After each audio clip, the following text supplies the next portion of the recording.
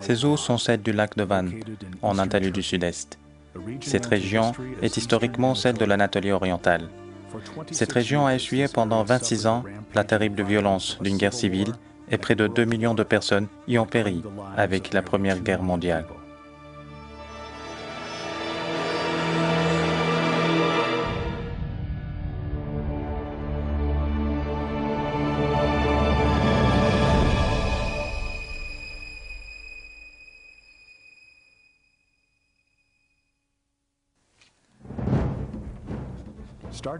Les anciennes sociétés turques ont commencé à quitter les plaines d'Asie centrale à partir du XIe siècle et à avancer vers l'Occident. Elles ont vaincu les Iraniens et Byzantins sur leur chemin et conquis les terres s'étendant des déserts arabes jusqu'au Danube. On les appelle les Ottomans, ces peuples dont l'empire qu'ils ont fondé a pu vivre pendant plus de 600 ans. L'Empire ottoman a élargi son territoire jusqu'à l'Iran, l'Arabie saoudite, l'Afrique du Nord et l'Europe du Sud, dont l'administration était gérée par les sultans, à Istanbul, qui est une grande ville, mais également une forteresse stratégique, mais que les Européens appelaient le Proche-Orient. Quoique la majeure composante de la société soit musulmane, l'État ottoman avait totalement garanti la liberté religieuse des minorités chrétiennes et juives. Ces minorités étaient connues comme des nations souvent dirigées par leurs leaders spirituels. Les chrétiens et juifs ont vécu durant des siècles avec leurs voisins musulmans. Les églises et synagogues étaient également au service des citoyens dans les bourgs et villes de l'Empire, tout comme les mosquées.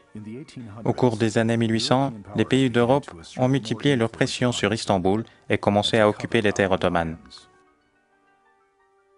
Suite aux pressions de ces superpuissances, les sultans firent une série de concessions politiques et économiques. Les États européens pouvaient même instrumenter des certificats protecteurs privant le peuple ottoman de jouir des lois ottomanes.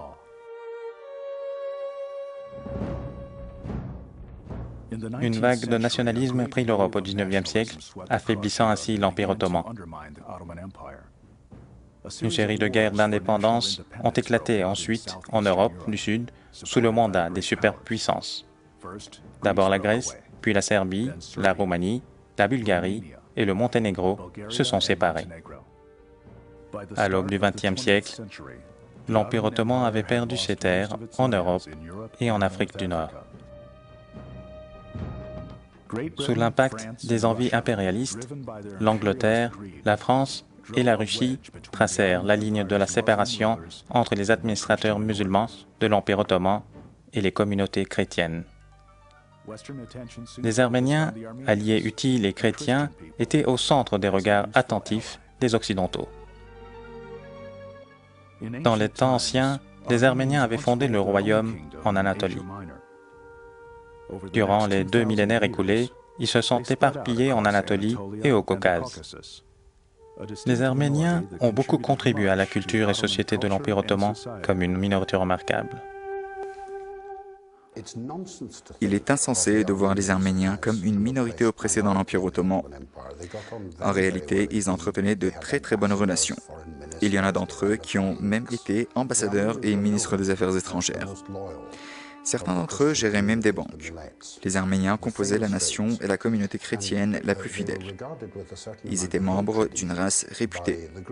Ils étaient même détestés par les chrétiens orthodoxes car ils étaient très proches des Ottomans. Le plus grand ennemi de l'Empire était la Russie, car 3 guerres ont été faites contre elle durant les années 1800 et elle avait occupé ces terres, tuant également la population musulmane. L'accord de Berlin, conclu le 13 juillet 1878, a assuré la paix entre la Russie et les Ottomans. Cet accord avait, pour la première fois, fait référence aux craintes des Européens vis-à-vis des Arméniens chrétiens. C'est à partir de cette date que le sujet arménien est devenu une cause particulière de la Russie, la France et l'Angleterre. Avec la mise en place des écoles et hôpitaux dans l'ensemble de l'Empire par les centaines de missionnaires venus d'Europe et d'Amérique, leur conviction pour la liberté religieuse des Ottomans a commencé à fonctionner à leur encontre. Dès lors, ils s'étaient concentrés sur les Arméniens. Les missionnaires avaient également apporté avec eux des idées magnifiques comme la science, l'hygiène et l'organisation sociale. Mais en même temps, ils ont contribué à l'effondrement de l'Empire. Ils avaient aidé les groupes religieux à perdre leur fidélité au gouvernement central ottoman. De nombreux Arméniens avaient quitté l'Empire pour aller dans des écoles en Europe et en Russie. Ces Arméniens étaient emportés par les flammes de la philosophie. La fin couronne l'œuvre de la révolution socialiste. En 1887, des Arméniens dans les pays étrangers ont fondé le parti Hendchak à Genève, en Suisse. 3 ans plus tard, le parti Dashnak fut fondé. Les deux partis croyaient que tous les Arméniens devaient lutter contre l'Empire ottoman afin qu'un État arménien puisse être fondé avec une révolution.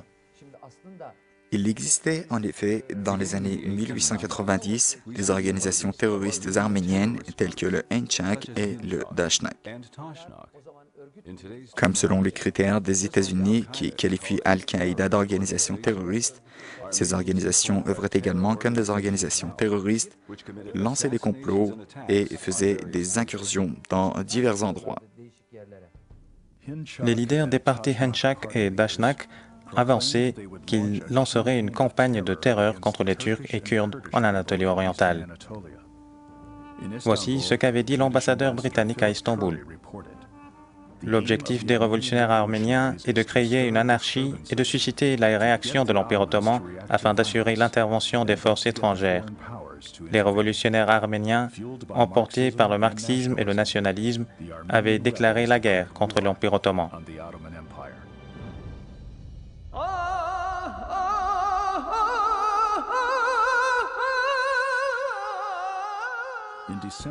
Le docteur Cyrus Hamlin de Boston rapporte les suivants propos d'un rebelle arménien.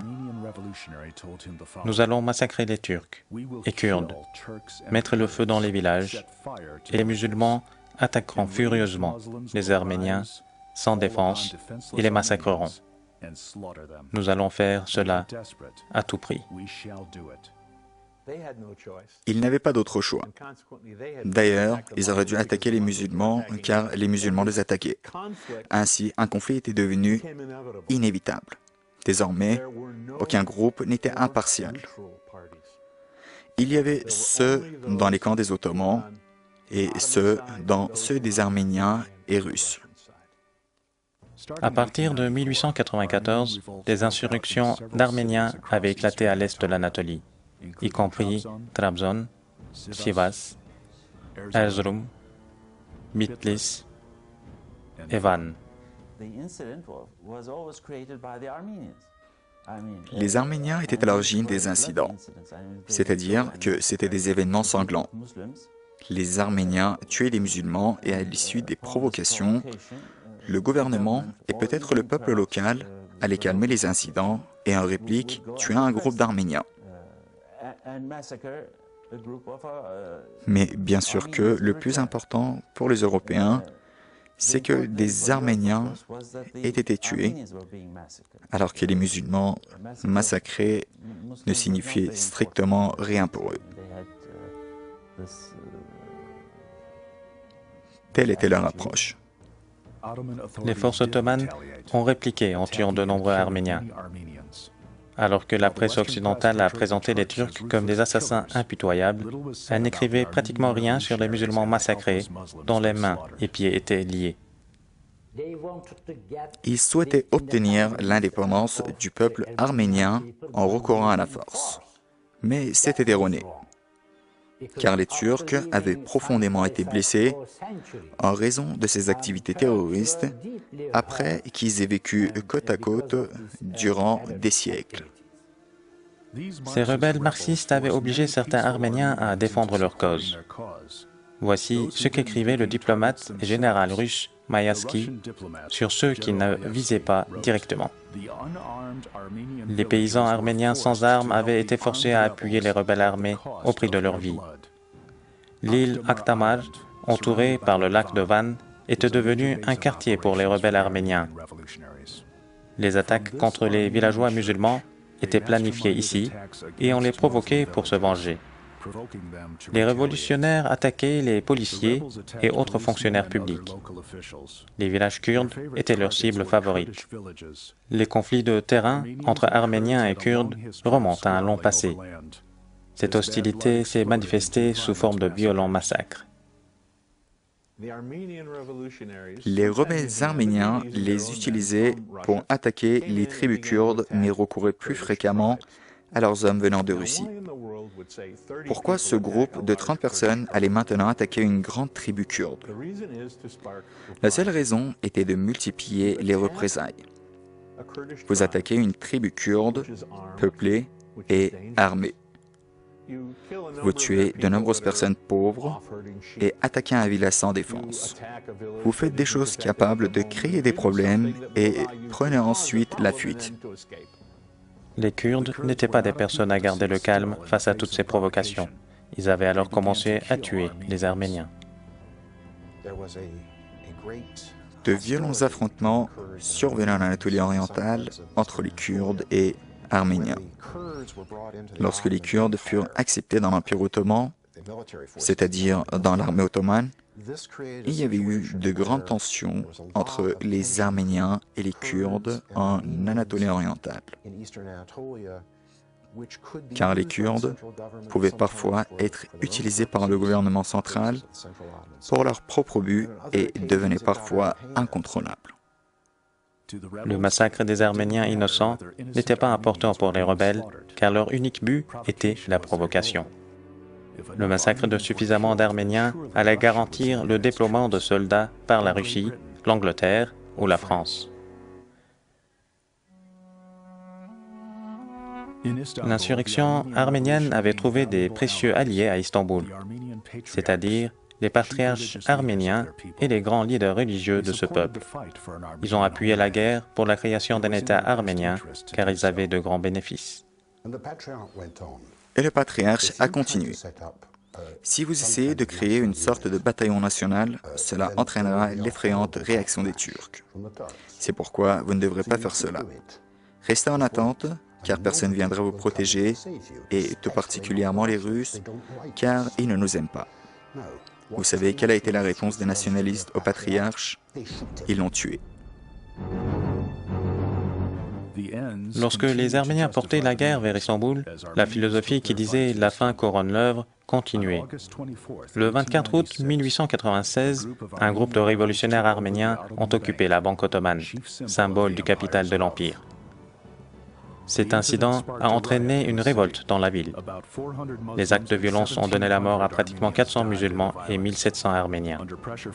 Suite aux pressions d'Europe, le sultan a pardonné les rebelles arméniens, leur assurant un chemin sécurisé pour quitter le pays.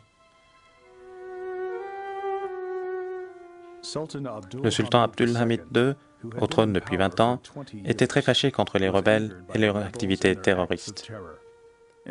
Il craignait également l'intervention des superpuissances, ordonnant à ses armées de contrôler la révolution. L'armée ottomane, dont les troupes kurdes appelées Hamidia, ont lancé une attaque impitoyable contre les communautés arméniennes. Certes, ces troupes ciblaient les rebelles arméniens, mais la plupart n'étaient pas des rebelles.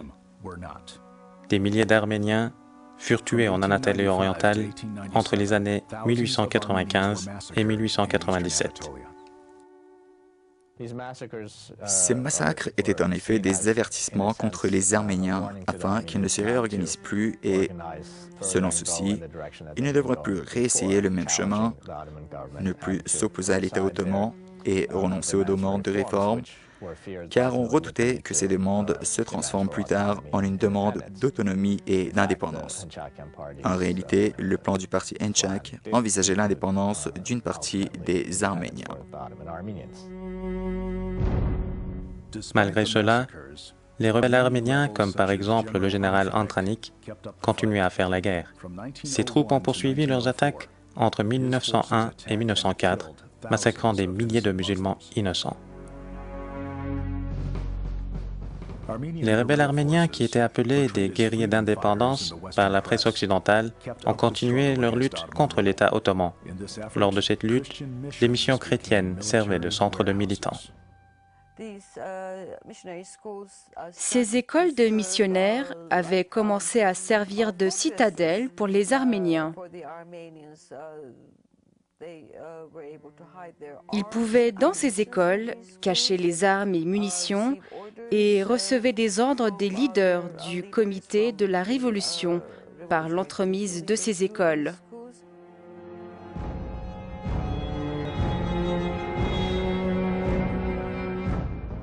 À partir du moment où les superpuissances se sont approchées de la guerre, les rebelles arméniens avaient changé de stratégie. Ils avaient renoncé à provoquer les musulmans et recueillaient désormais des munitions. Lorsque la guerre s'était annoncée, les rebelles allaient être prêts à aider les ennemis de l'Empire.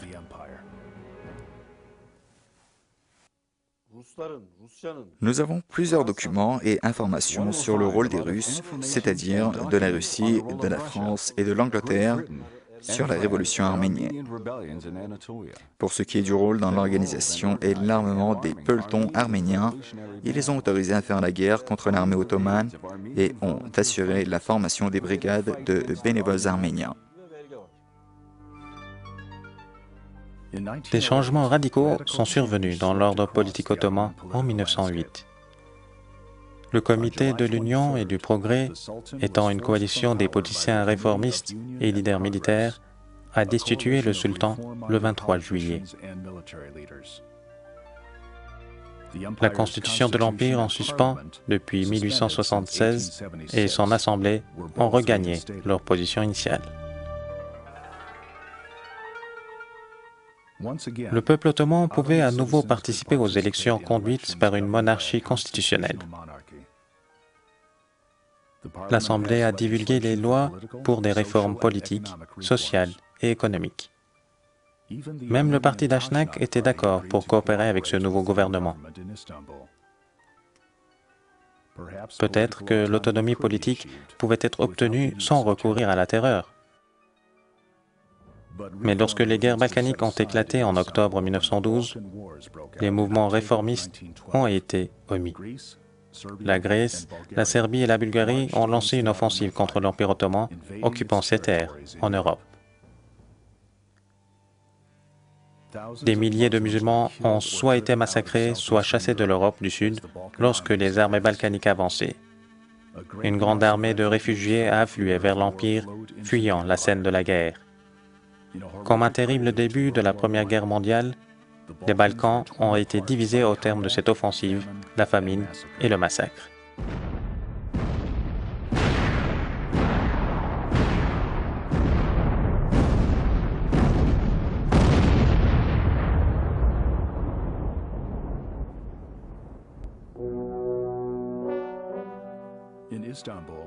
Une autre force politique devenait de plus en plus puissante à Istanbul, le jeune mouvement turc. Ils appuyaient les leaders militaires de l'Empire.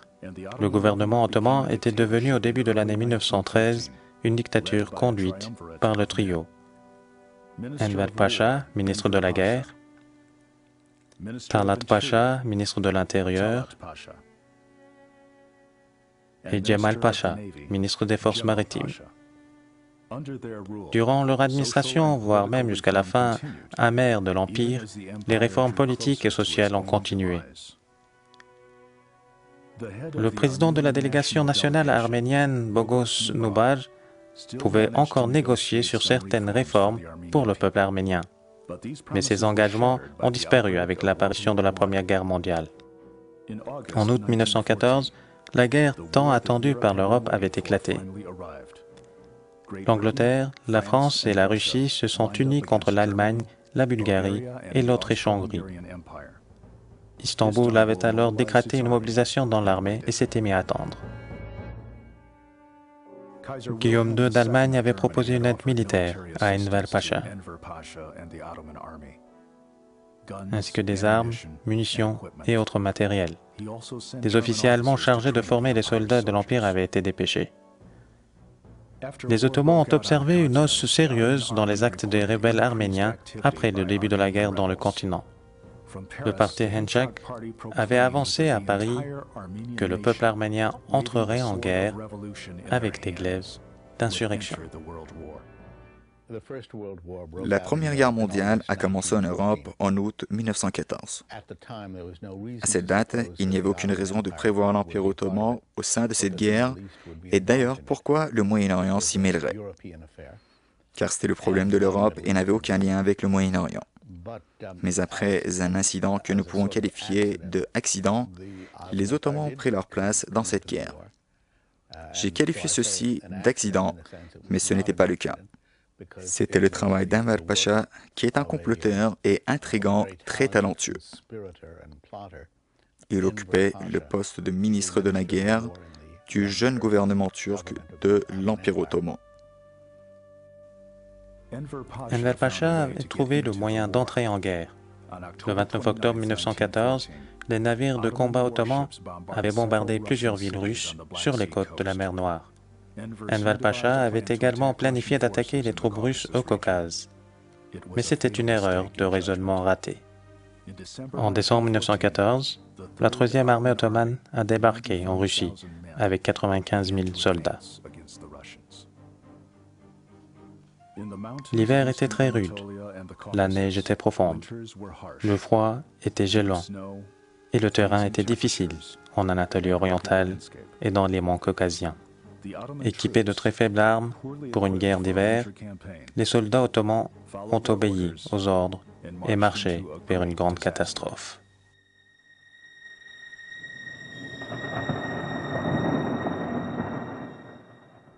Les soldats ottomans ont lutté dans une grande guerre à Sarkamış, un coin isolé de l'Empire.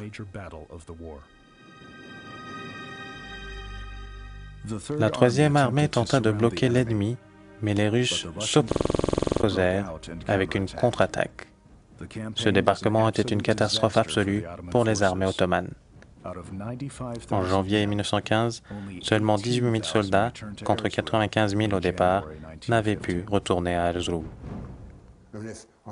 Ces nationalistes arméniens pouvaient voir à Van les soldats de retour comme des épouvantails avec des uniformes déchirés et leurs bras comme des branches qui composaient une armée d'ombre. Comme vous le savez, les Arméniens devraient y avoir bien songé pour se lancer immédiatement car les Turcs étaient épuisés. Mais la chose la plus extraordinaire qui a également attiré l'attention des observateurs de pays balkaniques concernés est cela. Les Turcs n'étaient pas épuisés. Ils affichaient leur meilleure forme lorsqu'ils étaient mis au pied du mur. D'ailleurs, les Anglais l'avaient également appris lors de leur débarquement à Gallipoli, car ils pensaient que ce serait une simple affaire. Ils prévoyaient d'arriver à Istanbul en une demi-heure. Le 25 avril 1915, les troupes australiennes et néo-zélandaises ont débarqué à Gallipoli, à l'ouest du détroit des Dardanelles. Ils espéraient s'emparer d'Istanbul et de l'Empire ottoman au terme de la guerre. Les Alliés avaient sous-estimé la formation et les équipements militaires attribués sous le contrôle du général Liman von Sanders. De plus, ils avaient négligé la défense de Gallipoli assurée par le colonel Mustafa Kemal. Les envahisseurs ont continué une guerre perdue pendant 1 an pour obtenir les terres où ils posaient leurs pieds et parvenir à atteindre Istanbul. Plus de 250 000 soldats des Alliés ont perdu la vie, soit lors de la guerre, soit à cause des blessures ou encore des maladies. Les Ottomans avaient également perdu 1/3 million de personnes, mais réussi à préserver leurs terres et protéger Istanbul. Les armées ottomanes avaient repoussé une attaque à l'ouest et les Russes étaient arrivés jusqu'au centre de l'Anatolie orientale avec des milliers de bénévoles arméniens.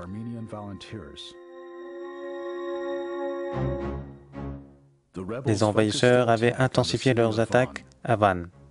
Ils voulaient en faire de cette ville la capitale de leur nouvel État. Une occasion s'était finalement présentée avec le financement et l'appui des Russes. Les Arméniens ont salué l'attaque russe. Selon l'historien Louis Nalbantian, le comité révolutionnaire arménien avait valorisé l'époque où l'Empire ottoman était en pleine guerre comme le meilleur moment pour une révolte.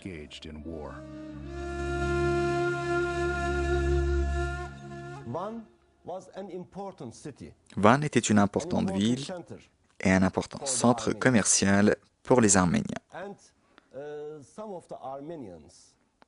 Certains Arméniens avaient planifié de fonder un État en Anatolie orientale au sein de l'Empire ottoman sous l'hégémonie et le mandat des Russes. Van allait être la capitale de cet État. Les Arméniens avaient assuré le contrôle dans la majeure partie de la ville. Une petite unité de militaires et policiers ottomans, conduite par le gouverneur Cevdet Bey, avait appliqué une manœuvre désespérée de retardement. La guerre a duré pendant près d'un mois, avec tout son acharnement. Finalement, les troupes ottomanes se sont repliées le 17 mai. Van était entre les mains des Arméniens. Alors que les Russes avançaient vers le centre de l'Anatolie orientale, les Arméniens ont mis le feu dans la partie musulmane de Van. Aron Manoukian était le nouveau maire de la ville. Selon l'observateur allemand Johannes Lapsius, les Arméniens avaient commencé à massacrer les musulmans. Lorsque les Russes étaient arrivés à Van le 19 mai, ils étaient horrifiés de voir les rues pleines de cadavres d'hommes, de femmes et d'enfants musulmans massacrés par les rebelles arméniens.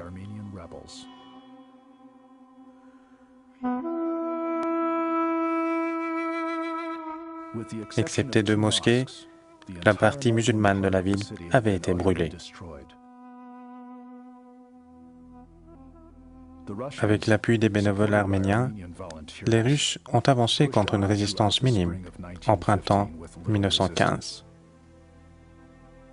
L'armée ottomane s'était retirée entièrement face aux Russes, ne pouvant plus protéger le peuple contre les attaques arméniennes. Les Arméniens locaux ont massacré les musulmans locaux. 5 brigades arméniennes s'étaient déplacées à la frontière et avaient commencé à massacrer tous les musulmans. Il y avait une amère pensée de génocide. Comme vous le savez, si vous effrayez les gens et annihilez les villages, tout le monde aura peur de tout ce qu'il y a autour et fuira. C'est cette théorie qui était à la cause de tout cela.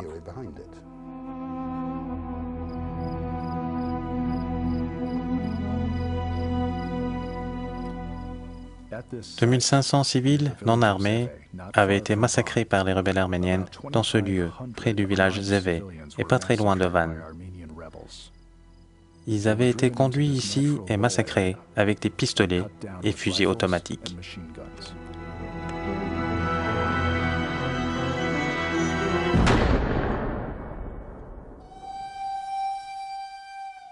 Les civils n'avaient pas pu échapper aux tirs mortels des Arméniens positionnés en hauteur.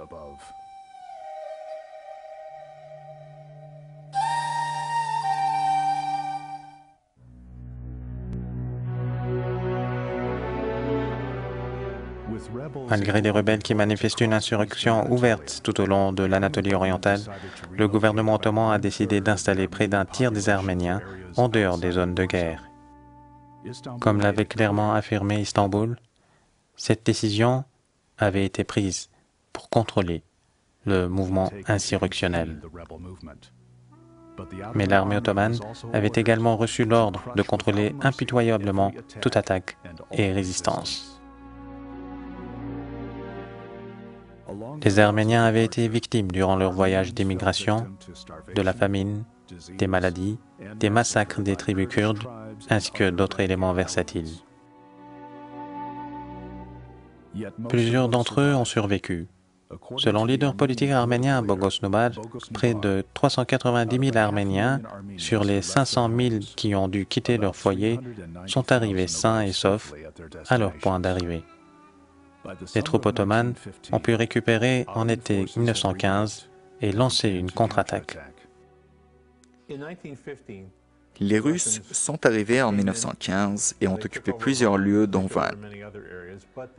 Mais ils avaient plus vite perdu et étaient pris plus vite sous contrôle par rapport aux Ottomans. Une fois que les Russes ont été poussés à se retirer des villes occupées, les Arméniens ont dû partir avec eux. Les Arméniens avaient pensé que les musulmans les attaqueraient, car c'est ce qu'ils avaient fait. D'ailleurs, ils avaient fui et découvert l'atrocité après leur fuite vers l'Empire russe. Outre la famine, ils avaient également connu les maladies, tout comme les autres. Autrement dit, ils avaient vécu tout ce que les musulmans avaient vécu avant eux. Lorsque les troupes russes se replièrent vers l'est, les soldats et immigrés ottomans avaient soit attaqué, soit tué presque tous les Arméniens restants. Le Henchak et le Dashnak avaient obtenu leur demande abominable. Des innocents étaient sacrifiés pour leur cause. De nombreuses personnes avaient été oppressées à l'époque. Les civils sans défense avaient seulement souhaité vivre. Pourtant, les envahisseurs étrangers et l'insurrection libertine avaient détruit leur vie. La plupart d'entre les victimes ont été tuées sans même savoir la raison. La lutte politique des rebelles arméniens était devenue un lac de sang inimaginable. Malgré tout, la plupart des musulmans et arméniens avaient été tués pour d'autres raisons. Ils n'avaient pas à manger et sont morts de la famine.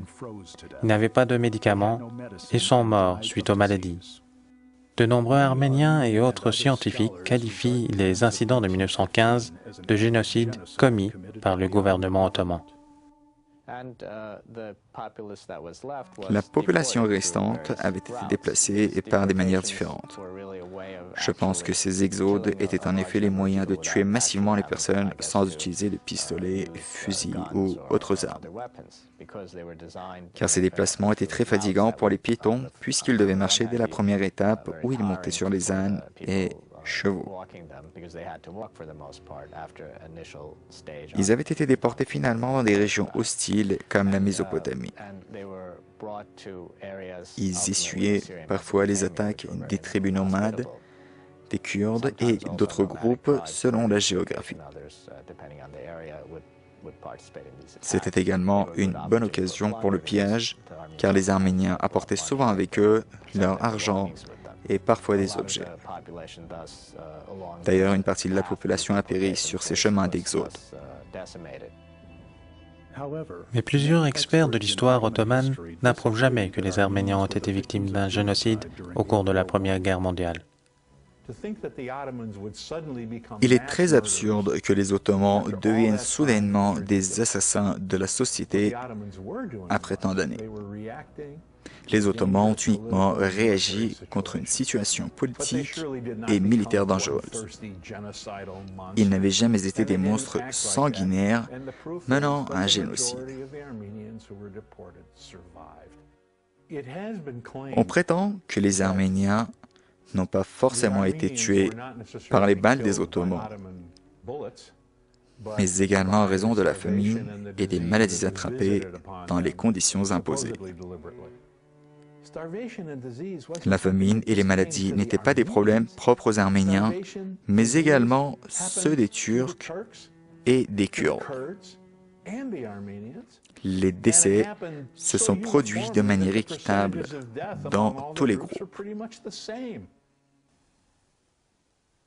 Le 24 septembre 1915, le grand-duc Nicolas, oncle du tsar russe Nicolas II, est passé au commandant des troupes russes au Caucase. Nicolas et ses généraux se sont réunis dans leur quartier à Kars et lancé une attaque en janvier 1916. Les soldats russes ont occupé Erzurum, Van, Bitlis, Trabzon et autres villes d'Anatolie orientale durant le printemps et l'automne de cette année.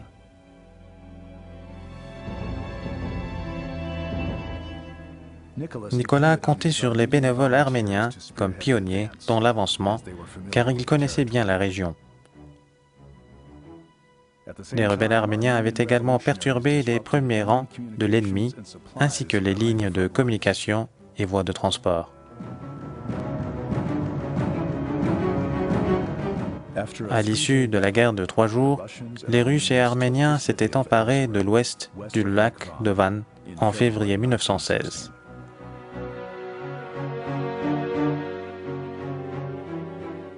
Durant les 4 mois à venir, le grand-duc Nicolas et son armée ont maintenu le contrôle dans la majeure partie de l'Anatolie orientale. Après une série de défaites, l'armée ottomane a lancé une contre-attaque en juin 1916. Elle a récupéré une partie de ses terres, mais elle a été repoussée en août par les Russes. Les musulmans ont été massacrés ou chassés tout autour du lac de Van. Voici ce qu'a écrit un fonctionnaire arménien dans son journal intime. Nous avons bouché tous les chemins de fuite pouvant être utilisés par les Turcs et fermé les passages entre les montagnes. Nous avons ensuite poursuivi la destruction. Les troupes russes et arméniens à Bitlis, pas très loin du lac de Van, étaient passés à l'attaque tôt le matin, le 3 mars 1916.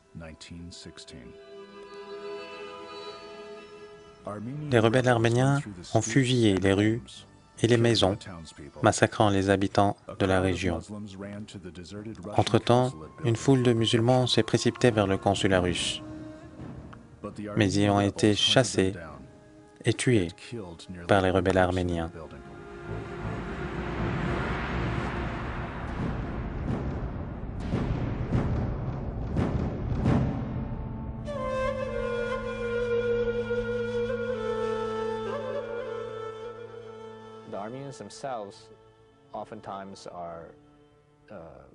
Étaient parfois accusés par les Ottomans de tuer et massacrer les musulmans. Pourtant, ils l'ont fait entre 1917 et 1918. En bref, les musulmans étaient massacrés dans toutes les grandes villes, comme Terjan, Erzincan, Erzurum et dans les zones rurales de ces régions.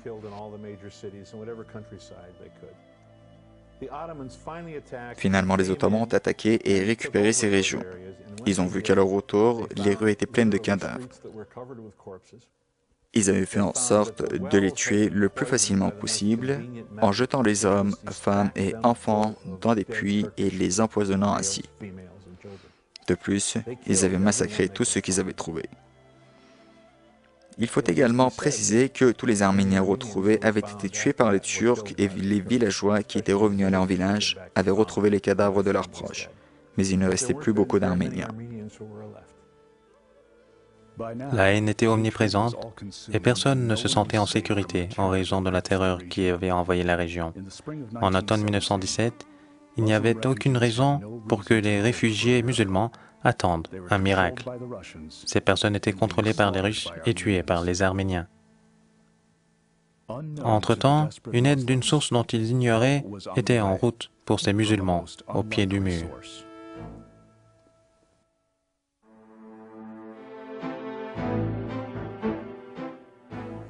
En mars 1917, une révolution socialiste a éclaté en Russie. Le parti bolchevique, conduit par Vladimir Lénine, avait obtenu le contrôle de Moscou en fin d'année et un cessez-le-feu avait été assuré avec l'Empire ottoman. Nous faisions désormais face à une situation assez complexe, car l'Empire ottoman s'effondrait, mais après deux révolutions, l'une après l'autre, et l'arrivée du Soviet, la Russie s'écroulait de même. La Russie était l'allié des Arméniens, mais désormais, elle allait paraître comme un ennemi sous le régime bolchevique. Alors qu'on s'attendait à ce que les Russes avancent jusqu'à la Méditerranée, une de leurs grandes machines militaires s'est arrêtée. La plupart des soldats russes occupant l'Anatolie orientale s'étaient séparés et étaient retournés chez eux. Ils souhaitaient seulement protéger leur famille et ignorer ce qui se passait en Russie. Ils voulaient sortir d'ici. Les unités arméniennes sont venues remplacer la première troupe russe qui s'est démantelée en Anatolie orientale. Les Arméniens étaient désormais chargés de l'affaire. Mais certes, ils avaient une petite armée. Une petite armée et une guerre désespérée. Les Arméniens détenaient désormais une grande partie de l'Anatolie sans recevoir d'aide et poursuivaient leur lutte pour un nouvel État arménien. L'insurrection se poursuivait, tout comme leur homicide.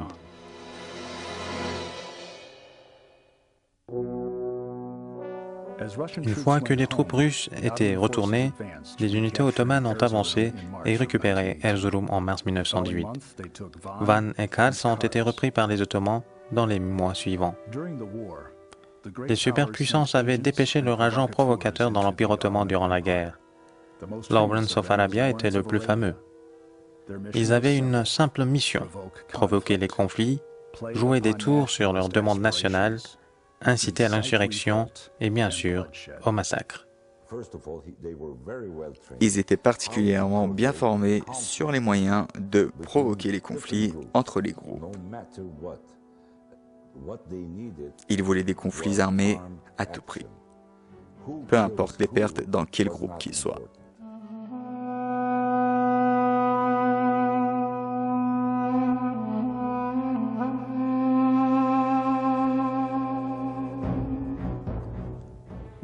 Alors que les Ottomans repoussaient les Arméniens à l'est, la guerre à l'ouest, en Palestine, Syrie et Irak, continuait en faveur des Anglais. En octobre 1918, les Alliés ont occupé Damas et Beyrouth. En fin de mois, l'Empire ottoman avait baissé pavillon et signé un cessez-le-feu avec les superpuissances européennes. 2 jours après que l'Allemagne ait également abandonné, la marine des Alliés est arrivée à Istanbul le 13 novembre. Les Ottomans déposaient les armes à l'ouest.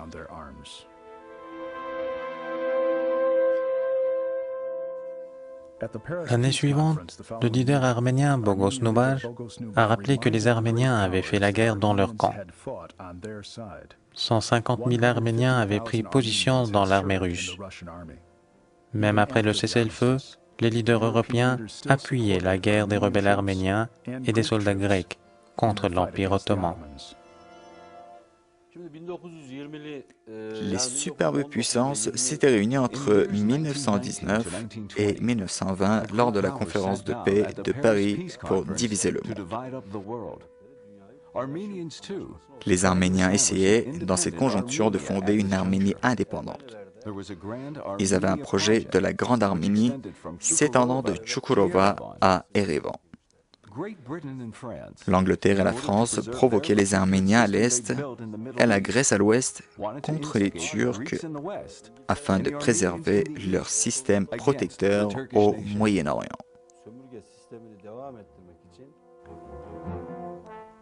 L'héros de la guerre de Gallipoli, Mustafa Kemal, a décidé de faire face à la pression des Grecs à l'ouest, des Arméniens à l'est et des Français au sud.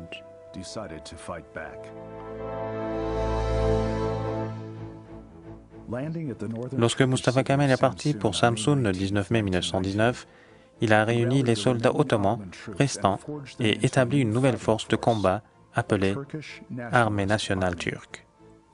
Les Turcs s'opposaient à la division de leur pays par les forces étrangères et ils étaient décidés à le protéger. Mustafa Kemal a appelé les autres leaders turcs à s'associer à lui. Dès lors, Mustafa Kemal a réuni 2 congrès, l'un à Erzurum, qui vivait de grands ennuis, où la menace du général arménien Antranik était présente. Ce dernier tuait de nombreux Turcs au nord-ouest de la Turquie. Le meurtre de plusieurs Turcs par des Arméniens était rapporté par les employés des missions américaines et anglaises dans le terrain.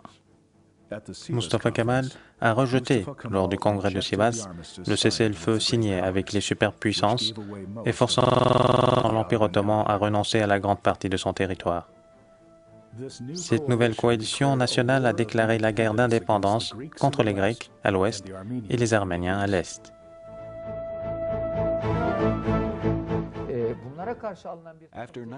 À la suite de 1918, les bandes arméniennes, les organisations terroristes et les soldats arméniens dans l'armée russe ont fait des massacres d'envergure dans les régions occupées par les Russes. Des massacres russes ont eu lieu dans 21 villages d'Iğdır seulement lorsque le retrait russe avait commencé. À la fois des Grecs agressifs à l'ouest et des Arméniens à l'est, Mustafa Kemal devait également mener des luttes dans un 3e front au sud, car ici, les Arméniens poursuivaient sans répit leur massacre avec l'aide de la France. Lorsque les Français avaient débarqué en Méditerranée et occupé Adana en 1918, ils avaient utilisé les rebelles arméniens. D'ici, ils ont avancé vers le nord, fondé un régiment arménien et les attaques contre les musulmans avaient commencé. Les Français ont un rôle sérieux dans les conflits entre les Turcs et Arméniens en Anatolie du Sud-Est. Des milliers de rebelles arméniens avaient fait la guerre contre les Turcs à Çukurova et Silifke avec des uniformes français. Les documents d'archives français l'approuvent également.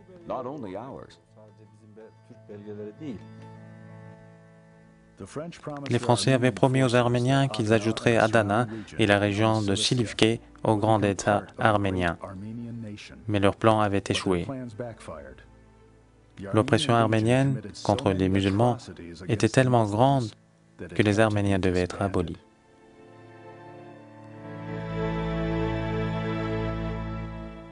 Avec l'avancement des forces kémalistes, le rêve d'un grand État arménien indépendant à Silifke avait disparu. Les Français et Arméniens ont dû se retirer et les Turcs étaient revenus dans la région. Un homme très puissant se dressait toujours sur le chemin dans la question arménienne.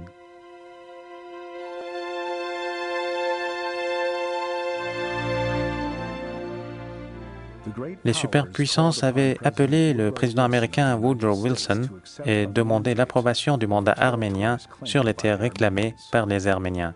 Ceci allait présenter une opportunité aux Américains de détruire finalement l'Empire ottoman.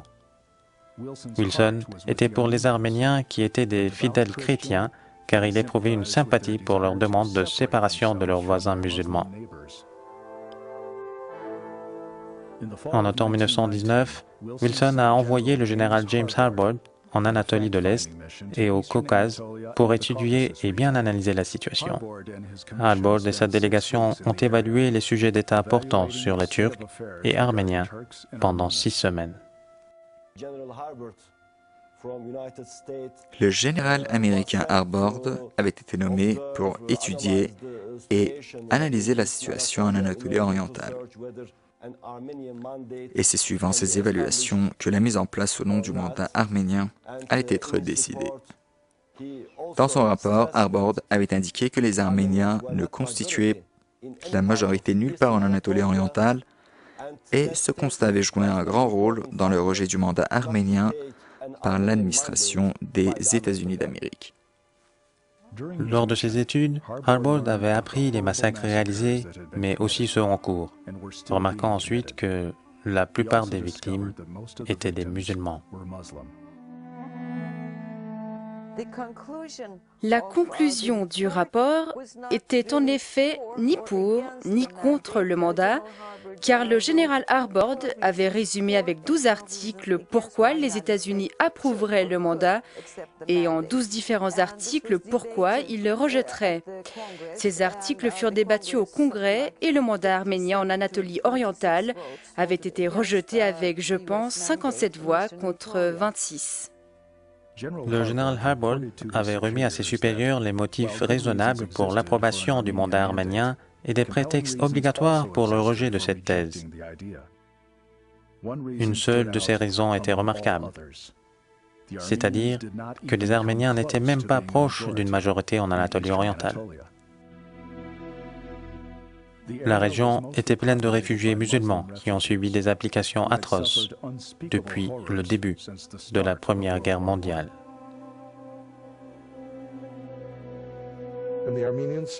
Les Arméniens avaient dépêché leurs troupes pour attaquer contre l'Anatolie orientale et l'est de la Turquie. Ces troupes avaient croisé l'armée commandée par Kazım Karabekir pour ensuite lutter contre elle. Kazım Karabekir les avait vaincus et repoussés jusqu'à Erevan. Il a assuré la signature d'un autre accord de paix entre la République arménienne et l'Empire ottoman à Kars. Les soldats arméniens se sont repliés jusqu'à Erevan. Les soldats turcs étaient restés derrière pour compter les 10 000 cadavres de musulmans massacrés à Erzurum, 9 000 à Sarıkamış, 25 000 à Kars et plus de 70 000 autres à Nakhichevan. Selon les documents de nos archives, 529 000 Turcs ont été massacrés par les Arméniens à la suite de la Première Guerre mondiale. Ces victimes ont été enregistrées avec leurs noms et villages. Nous pouvons même donner leurs noms. L'armée turque a repoussé les rebelles arméniens jusqu'à Erevan, et le traité de Gümrü a été signé le 3 décembre 1920. Le cercle tragique de l'attaque et du massacre allait enfin prendre fin.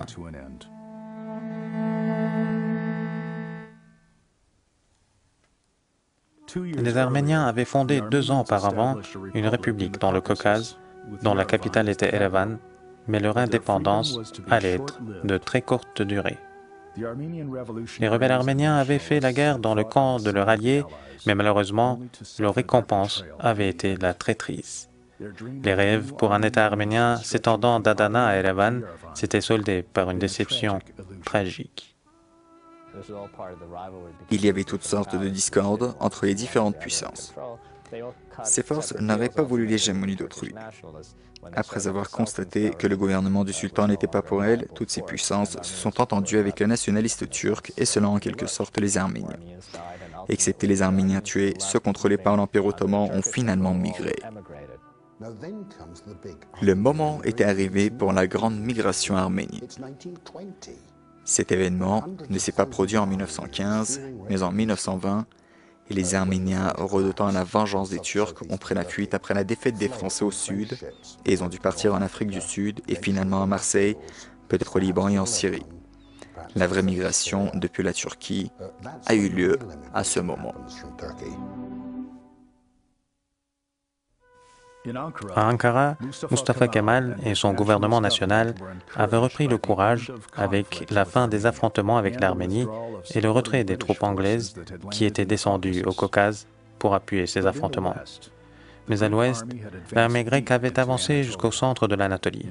Une contre-attaque avait commencé en août 1922 par les unités kémalistes. Quand l'armée grecque s'est retirée jusqu'au littoral, les Turcs les ont suivis rigoureusement. Les soldats grecs et de nombreux réfugiés ont été renvoyés d'Izmir avec les navires des Alliés. Mais un incendie avait commencé dans la ville, réduisant la moitié en cendres. En novembre 1922, les Anglais ont silencieusement remis Istanbul. Finalement, la Turquie avait surmonté l'invasion.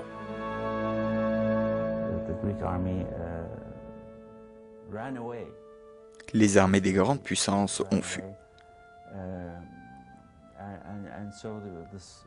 Et d'ailleurs, le traité de Lausanne a été conclu pour ensuite entrer en vigueur.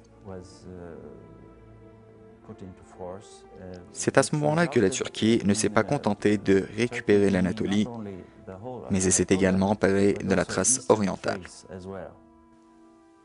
Les Alliés ont finalement fait la paix avec la Turquie à Lausanne, en Suisse. Le traité a été signé le 24 juillet 1923. Les délégués arméniens présents à la conférence et leurs demandes sur le territoire turc n'avaient suscité aucune importance. D'ailleurs, tous ces États avaient supprimé de leurs agendas la question arménienne. Cette question n'était pas à l'ordre du jour lors de l'organisation du traité ou de la conférence de Lausanne. Les délégations arméniennes n'avaient même pas été appelées. Dans ce bâtiment à Ankara, la première assemblée de la République de Turquie s'est réunie. L'Empire ottoman a officiellement touché à sa fin. Le 29 octobre 1923, Mustafa Kemal a été élu le premier président de la République de Turquie. La citoyenneté a été proposée à pratiquement tout le monde, y compris les Arméniens restants de l'Empire ottoman. Le traité de Lausanne a immatriculé la nation turque et un État national turc. Mais la situation était totalement le contraire pour les Arméniens, car leur pays avait été occupé par les soldats communistes russes, perdant l'Arménie. La durée de vie de l'État d'Arménie a été courte. Les Soviets ont signé un accord avec la Turquie et la République d'Arménie est entrée sous l'hégémonie du régime communiste. Je peux dire que les Arméniens n'ont jamais été satisfaits de l'accord. Ils prétendaient que le traité de Moscou les avait enfoncés dans les profondeurs du fleuve et selon moi, ils avaient raison dans le sens où le traité ne leur avait pas donné ce qu'ils voulaient, c'est-à-dire la Turquie de l'Est. Selon les données de statistiques rassemblées par l'Église arménienne, 1,6 million d'Arméniens vivaient sur le territoire de l'Empire ottoman avant la Première Guerre mondiale. L'historien arménien Richard Hovanesian avançait que la population arménienne représentait entre 1,5 et 2 millions de personnes. Certaines sources prétendent qu'1,5 million d'Arméniens ont été tués durant la Première Guerre mondiale. Les autres sources rapportent que les pertes dans le camp arménien varient entre 300 000 et 800 000. Mais les musulmans redoutaient une situation plus tragique et amère, craignant une perte de plus d'1 million de personnes.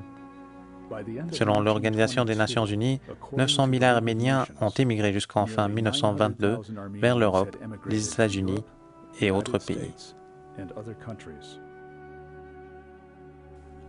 Les Arméniens dans le Caucase ont vécu sous le règne communiste durant des dizaines d'années comme un morceau de l'Union soviétique. Près d'un siècle après l'insurrection arménienne, la République arménienne a proclamé son indépendance en 1919.